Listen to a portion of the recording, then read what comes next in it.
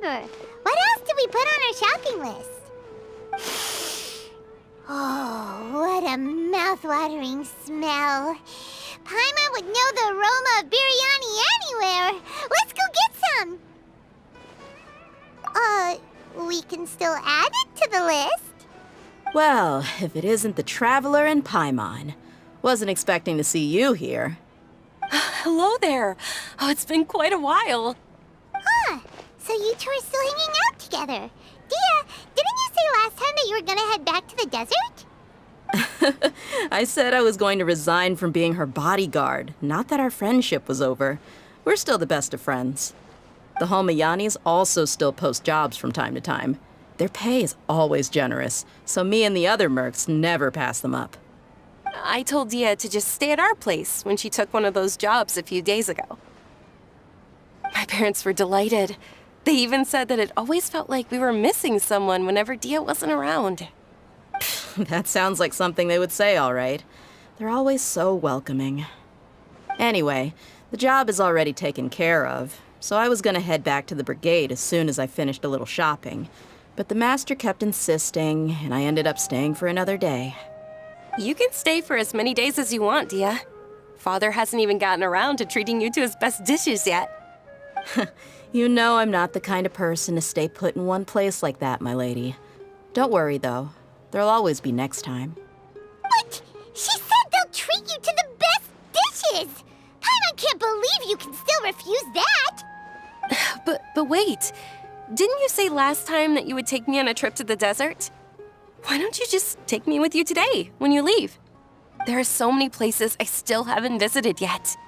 I'm sorry, my lady, but no can do.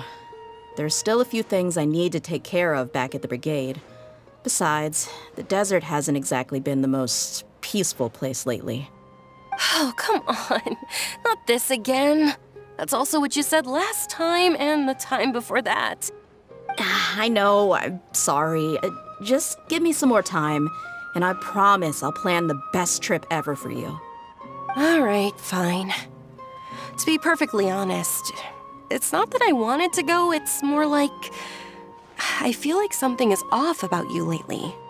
Ever since you first set foot on the estate a few days ago, you've been acting anxious and even paranoid. Have you been delaying our trip because you've run into some kind of trouble? Nah, are you kidding? You're worrying too much. Would you swear on that? Friends shouldn't lie to each other, you know.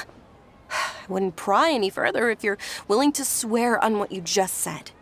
But if something really is bothering you, then just tell me. You know I'll help you however I can. Oh, looks like Dunyarzad was onto something. You're too perceptive, my lady. Seems I can't hide anything from you. I just thought that nothing good could come out of telling you about the messy happenings of mercenaries. Knowing too much only leads to more trouble. Mercenary life is a dog-eat-dog world where Mora reigns supreme. Everything operates on a completely different set of rules. That doesn't change anything about what I just said, though. We're still friends, and I can only support you if I understand what's bothering you. My lady, you're not gonna stop until you drag it out of me, are ya? All right, I'll share what I know. Let's go somewhere else first. This isn't exactly the best place for a discussion. Okay, let's talk here. Just try not to draw any extra attention. As you may already know, the Eremites have both a lot of mercenaries and a complex organizational structure. Many mercs are no different than me, just going around looking for jobs to earn some mora. My brigade is called the Blazing Beasts. We're not a large group, but every member is loyal and brave. However, not all Eremite brigades are like mine. Some are willing to cross all kinds of lines for the sake of mora. The most notorious is a faction known as Deshret's Relics. Deshret's Relics? Judging from the name, they must really look up to... Yep, you got it. I've heard that you've already crossed paths with Ain al-Akmar. They're one of the groups under the Relic's banner. Oh, you mean the group that tried to sell us the Divine Knowledge Capsule? Yeah, they weren't friendly at all. Deshret's Relics is composed of many smaller brigades like Ain al-Ahmar. The Relic's headquarters issues orders to all brigades under his control. On any other day, I would want nothing to do with them. Unfortunately, though, the brigade that's stirring up trouble now is none other than Dakan al-Ahmar. Dakan? I think it means beard or something. Believe me, it's a really stupid name. I found it insufferable for years. Anyway, the real issue is that Dakan al-Ahmar is led by my father, Kusela. Say what now? I think I'm starting to understand your anxiety now. But what did they do? I won't go into details, my lady, but they've been involved in a lot of violent incidents. We're talking hundreds. Hundreds? Yep. The scenes tend to be quite gruesome, too. They strip the victims of all their valuables before murdering them. Not only have they targeted merchant caravans and ordinary citizens, but other mercenary brigades as well. That's beyond terrible. They won't even spare their own kind. I don't know how Deshret's Relic sees it. All I do know is that Dakan al-Ahmar has become more and more aggressive over the last few years. If I don't do something about them, then even my brigade or the people of Aru village could become their next target. I just wish I knew what's driven him to do this. Yeah. How can your father do such terrible things? I don't know. People change. He's always been pretty pathetic. But at least in the past, there were still a few lines that he wouldn't cross. That's setting the bar pretty low. I mean, if he was even remotely decent, then why would I have to leave the brigade and cut all ties with him? He was loud and foolish, with no real sense of purpose. Instead of doing anything useful, he spent most of his time drinking and chasing after women. Of course, the other brigade members were just like him. Their ruckus would go on night after night. Sounds like a nightmare. What about your mother? Did she ever step in to stop them? Unfortunately, I never knew my mother. I'm sorry, Dia. I didn't know. It's all right, my lady. That's pretty common in mercenary circles. Didn't I mention that my father was chasing after women? I was the result of one of those encounters with some random person. He told me that he wasn't sure who my mother was. And in any case, she never came to see me. He'd say, "You'll be fine as long as you remember to stick with Dad." But even then, he left most of the parenting to the brigade. The one thing I do remember is that he used to tell me stories. But the problem was that he had terrible taste. He only knew a few stories, and even those tended to be pretty stale. They were tales of desert warriors defeating dragons in the forest, or stories of mercenaries rescuing princesses from rebel armies. Sounds like your typical fairy tales. More or less, yeah. They were interesting maybe the first or second time around, but after about 20 repeats, they started to get a little dull.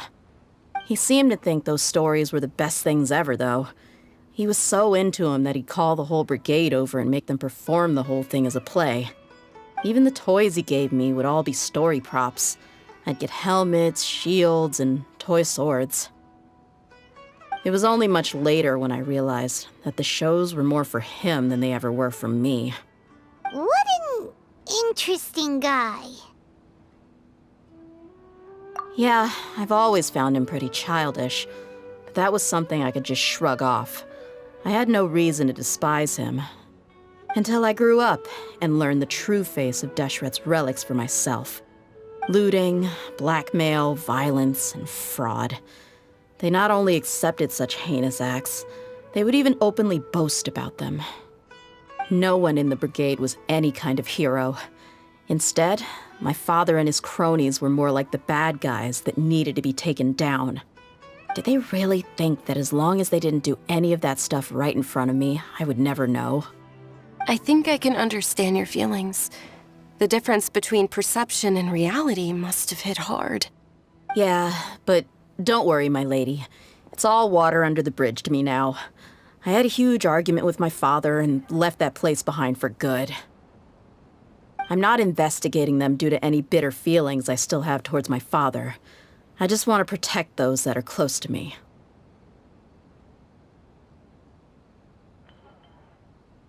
Yeah, I told the boys to gather as much information as they could. Most of the reports concern violent incidents, but there's also some talk of smuggling. I see. But isn't this investigation incredibly dangerous? It is, but every mercenary lives life on the edge. It's a lifestyle that I enjoy. That may be true, but it'll be impossible for those who care about you not to worry. Well, now you get why I didn't want to share any of this with you. What should we do? They both have valid concerns. Huh? But there's no need for you to get caught up in this mess, too. Well, he's super tough, so if he went into the desert with you, then Paimon bets the problem would be solved in no time. I'm inclined to agree. I'd feel a lot more at ease if you took him along to help. I'll wait for news from you in the city until then. Please, stay safe. I'm honored that you care so much for me, my lady. All right, then let's get moving. Our first stop will be Caravan Rebot, where we can catch up a bit with my fellow mercs.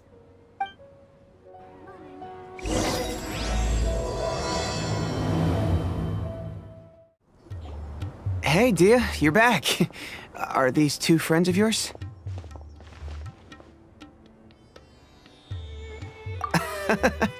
Likewise. There's no need to be so formal with us. We're a pretty casual crew. Anyway, since we've got a newcomer, let me fill you in on what the Khan al-Ahmar's been up to lately. They've become extremely aggressive. Apparently, even their own now have become acceptable targets. They even attack other relics brigades, just the same as any other mercenary brigade. Even the most ferocious beasts still protect their own. But it sounds like they've thrown that straight to the wind. That's right. Once they've collected enough loot off the other mercenaries, they sell it off to a different brigade, or turn to merchants on the black market. A portion of their profits is immediately exchanged for more food and weaponry to be used in their next violent operation. That's terrible! Yeah, and it really makes you wonder why they're so desperate for Mora. A few days ago, Isham and I trailed them for a while, and even disguised ourselves as merchants to conduct trade with them. We were able to learn a few things from the exchange. Rather than saying they're out to plunder and hoard Mora, it'd probably be more accurate to say that they're experiencing an internal power struggle. Wait, a power struggle? You heard me right. The vast majority of their victims are mercenaries from the other brigades of Deshret's relics. If their only goal was Mora, they could have gone after anybody. The targeted nature of their attacks points to a power struggle between the different brigades within the relics. That's the only plausible explanation we have. Unfortunately, we weren't able to find out anything more specific. It seems they're also trying to keep things under wraps. Oh, one last thing we discovered was that over the past few years, as the Khan al-Ahmar became more and more active, Deshret's relics as a whole became a lot weaker.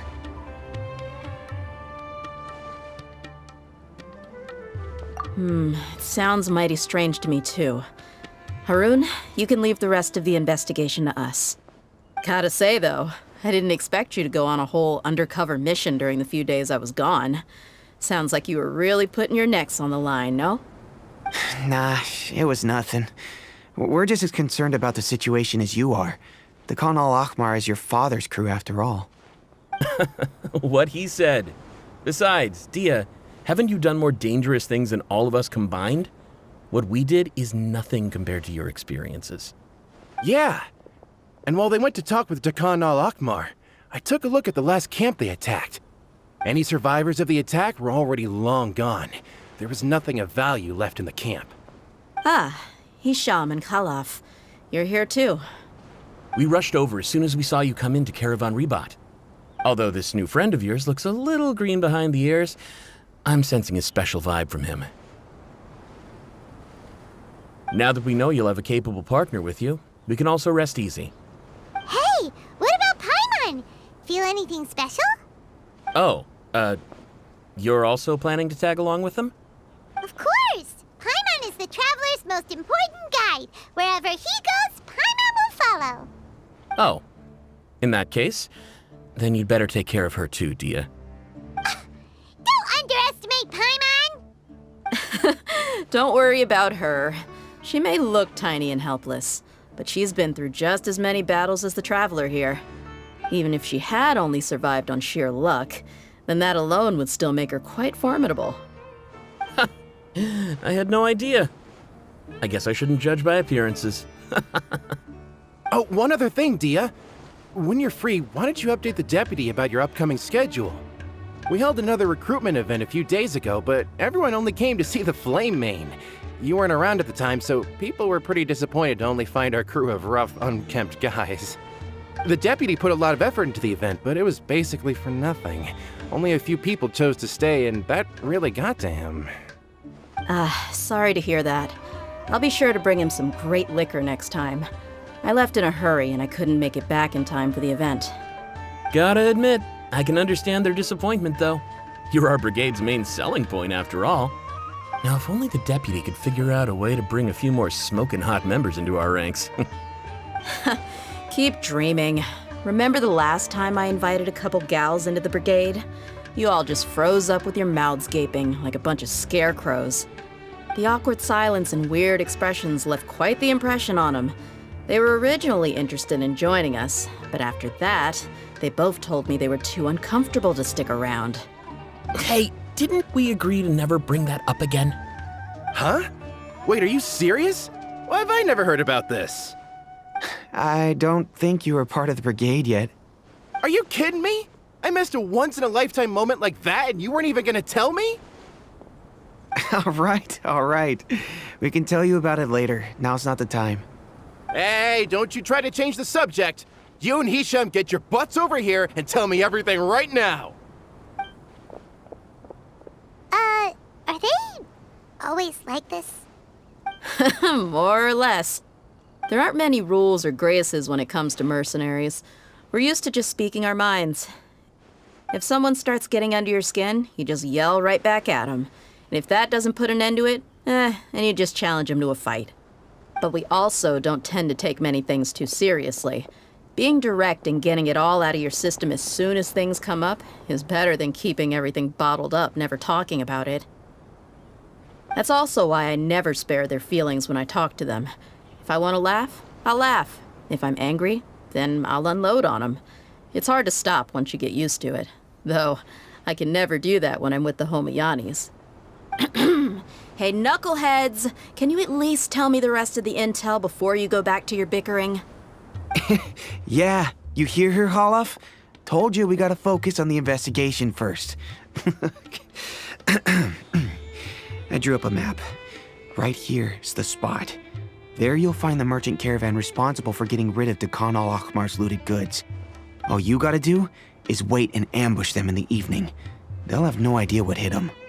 Perfect. Thanks for that. Be sure to pass my regards to everyone else in the brigade as well. Will do. You stay safe, Dia. This should be the place. Let's find a spot to hide and bide our time.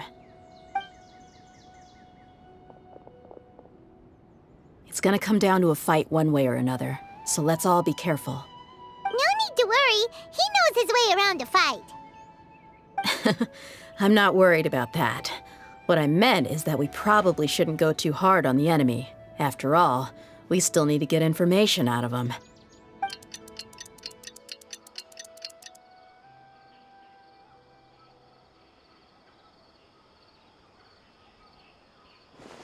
Ah, here they come. You ready?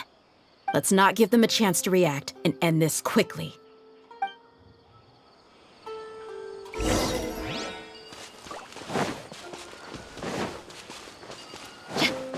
That's close enough. Feeling lucky today?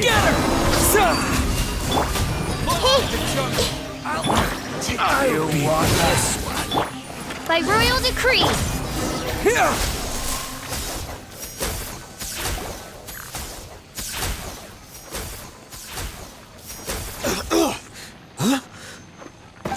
You're the Flame Main. Good. That saves me an introduction. All right, time for a little talk. Are you buddies with Dakan al-Akhmar now? Tell me, What are they after? You know the code of being a mercenary just like everyone else. The first rule is to never divulge key information about our employer. What makes you think I'd talk? That might have worked on an amateur, but I know you're just looking to protect your reputation. Think about it, though. What's your reputation worth if you won't have the other tools you need to succeed in this line of work? Tools like, I don't know, your limbs or eyes? You've got 5 seconds. You might want to think twice about how much your employer's information is worth to you. Whoa! I'm not joking around. We can do this the easy way or the painful way. 2 seconds! I'll save you the trouble.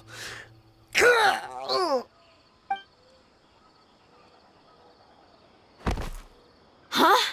Are you crazy? He tried to bite off his own tongue. Quick, search the area for any first aid supplies. I definitely didn't expect him to go that far. Thankfully, the wound wasn't too deep, and he just passed out from the pain.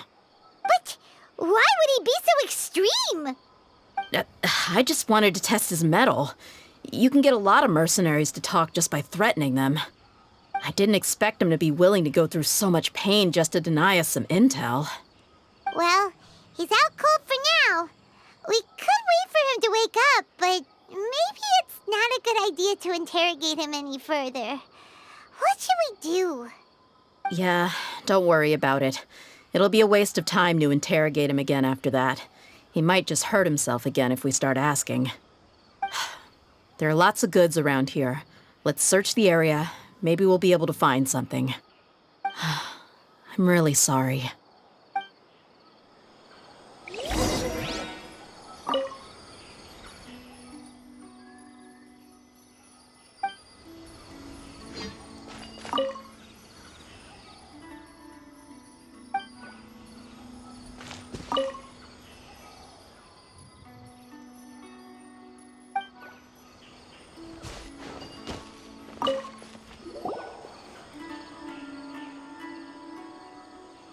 We found a piece of paper with a bunch of names on it. Maybe it's a record of something. Let me take a look. If this really is a merchant caravan, they should have a record of their transactions. Yep. I see an entry for Dakana Lakmar right here. Kusela, Idrisi, Bashar, and Takriti.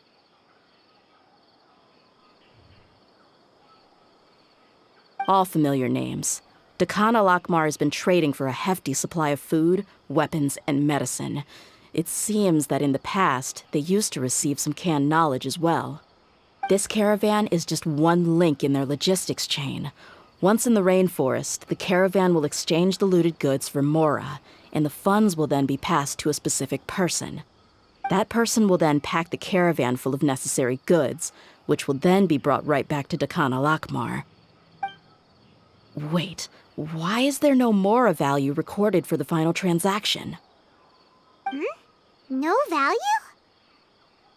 Yeah, every transaction before the last one was marked with an exact amount of Mora, but the final one, where they paid for everything to be brought back to the desert, was simply marked as delivered. Perhaps, but they couldn't have known how much they would make off selling the loot. Do they not care about profit margins at all? Anyway, the next part's the records of the goods themselves. There are a lot of entries. Everything was probably sourced from the rainforest. Huh? What's wrong? Shahzaman Homayani? Homayani? You mean Dunyarzad's family? Could it just be another family with the same last name? I'd be surprised to find someone with the exact same first and last name. Shahzaman Homayani is Dunyarzad's father, and the head of the Homayani family. Just what the heck is going on here? I'm sorry, you're right. I'll consider what we found and not jump to conclusions just yet. But what this piece of paper confirms is that the Homayani family has been providing goods to Dakana Lakmar. What if the Homayanis have been kept in the dark and don't know they've been trading with Dakana Akmar. That's a possibility, but if that was the case, why is this caravan specifically named Shahzaman as their person of contact? They could have just as easily bought goods such as food and medicine directly from Caravan Ribat or Port Ormos. Yeah, funding violence and looting. The brigade gets the goods, and he is paid the proceeds from the sale of the loot. But why would he do something like this? It's not like the Homianis are in need of money. I honestly have no idea. I've been to their estate many times, and I've never noticed anything suspicious. The only potentially large expenditure I could think of would be the treatment costs for Dunyarzad's Elazar. Maybe they borrowed a lot of Mora in the past, but that's still just a speculation. I don't think the Master would stoop so low to make Mora. You're probably right. I know my lady's personality, and she wouldn't deliberately keep something like this from us. But what should we do now? All we found is just another mystery. If you ask me, we already have no choice but to confront her about this. I'm not worried. It's too early to make a verdict yet. I still have faith in the Homianis. Let's go find my lady again. We'll tell her everything and see if she's willing to lend us her support. If we're lucky, we can not only figure out the mystery of this paper, but also follow the trail of breadcrumbs to the people responsible at Dakan al-Akmar. Dia, are you sure this is the best decision? What if instead of getting the help we need, we just end up revealing everything we've discovered to the enemy? I've considered that possibility, but even still, I want to tell her what we found. I think I owe her that much. True friendship is built on trust. She showed genuine concern for me when we first brought up the topic. I can't repay her kindness with doubt and suspicion. That's not how I deal with people. You're right. Paimon wants to trust Dunyarzad too. Yeah. Let's pay another visit to Sumeru City.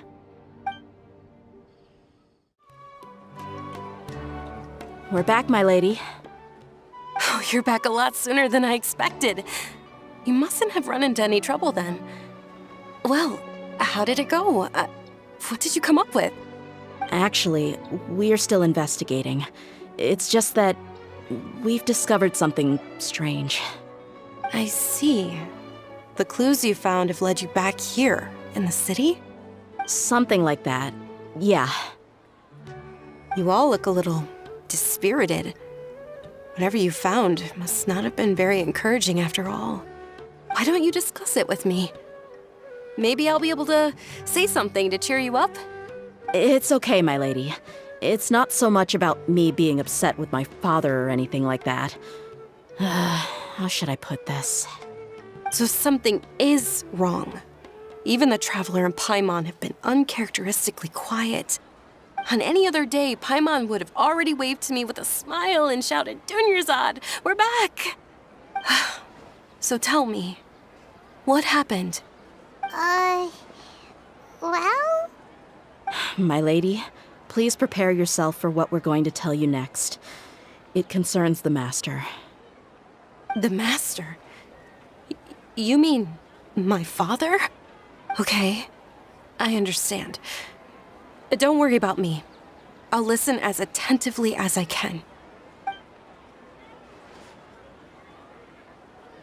My father has been supplying goods to Dakan al-Akmar? Yeah, it makes as little sense to us as it does to you. I've never doubted the Master's integrity, so I'm having a real hard time rationalizing how he could ever support an infamous brigade like them. Maybe he's not actually aware of the full story and just stumbled into the deal by accident. I can't help but agree with the Traveler. Huh? You mean you feel the same way, Dunyarzad? Thank you for sharing all this information with me. Since you've told me everything you know, I should also tell you about some doubts that I've been harboring for quite a while. In the past, I thought that my father hired a bodyguard for me so that I wouldn't run away and get lost. However, There are plenty of capable mercenaries in the Corps of 30. Why did my father go out of his way to hire Dia? About that. Well, the Homayanis really needed bodyguards, so they reached out to the Blazing Beasts. Later, the Master told me that I was one of the best mercenaries he'd ever seen, and that I should stick around to become one of his bodyguards. He offered me a pile of mora, so I just signed on. Well, but that didn't really answer my question. Just think about it. Why did my father specifically reach out to the Blazing Beasts? Maybe the Corps of 30 just didn't have anyone available, or maybe someone recommended us. I've never given it too much thought. I think I get what you're saying. You think none of this was a coincidence. Precisely. At first glance, nothing seems strange or out of place. But there are many parts of the story that don't actually make any sense. If my father had always been in contact with Dakan al-Akmar, then it would make sense for him to bring Dia into our house. You mean the goal all along was to get Dia to be your bodyguard? No, that's too much of a stretch. I cut all ties with my father a long time ago. He has no control over my life anymore. But that still doesn't rule out the possibility that your father has still been trying to influence your life without you knowing. So, the Master was not likely an innocent victim in all of this? Sorry we put all this on you so suddenly, Dunyarzad. It's okay, Paimon. I should actually be thanking you. Regardless of his reasons, if my father has truly been funding a violent group of mercenaries, then it's my duty to bring him back to reason. But is that really the right thing to do? My father has committed many atrocities and deserves all the punishment that he has coming to him. I have zero sympathy for him. You may call me an ungrateful child, but my feelings will remain the same. However, the Homayani family has treated me with nothing but generosity and kindness. If we decide to investigate this further, we could end up implicating the entire Homayani family. I would be biting the hand that's fed me over all these years. Dia. It's all right, Dia. If anyone were to ask, you could always just say that I'm the one who instructed you to get to the bottom of this. You don't have to do that, my lady. I'm not conflicted because I'm afraid of taking responsibility. Besides, you're the one we should all be worried about right now. Hey, it's still too early to give up hope. What was the thing about friendship again? Right, yeah, trust! You said that yourself, Dia. Besides, there's no point on getting all riled up before we've confirmed all the facts. Thank you, everyone. That makes a lot of sense. I guess I should always remember the trust that I've placed in people. In which case, my lady, could you ask the Master to come out and have a chat with us? Sure thing. I also hope he'll be able to give us a logical explanation. Let's meet at the usual place then. Usual place? Ah, right.